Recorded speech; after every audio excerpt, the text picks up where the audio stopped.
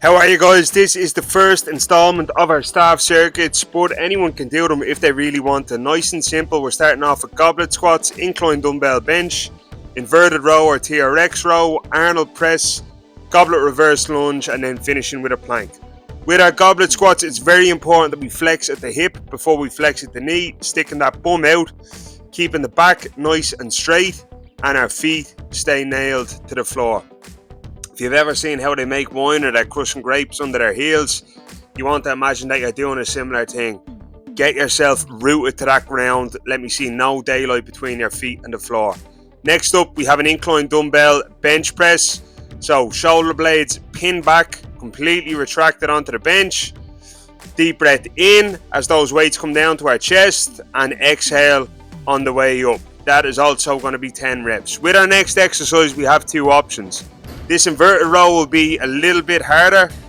We're going to keep squeezing our bum, squeezing our glutes, so we're maintaining a straight line from our shoulder all the way down to our ankle, and bringing our chest up to the bar, just under that nipple line. If we want to regress and make it a little bit easier, we can use the TRX bands, which are over on the chin-up bars, and we're similarly doing a row. We can increase the level of difficulty of the TRX by bringing our feet closer to the wall.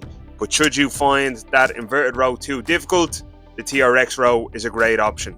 Arnold press, we're going to keep our elbows drilled into our rib cage, so drilled into the sides. Bicep curl, rotate, shoulder press. Very simple. So it's kind of an Arnold press variation. Bicep curl, rotate, shoulder press. We're going to give 10 reps on that as well. Next up is a goblet reverse lunge. So goblet denotes that we hold that dumbbell or kettlebell with our palms facing the ceiling, and then we're going to reverse lunge, so lunging backwards, looking at that lovely 90-degree angle at my lead leg.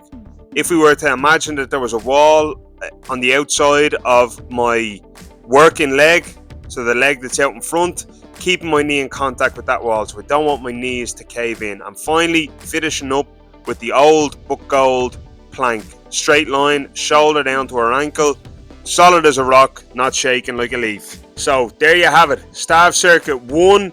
You're going to go through all the exercises, all the rep range and all the exercises, then rest for 2 minutes and repeat.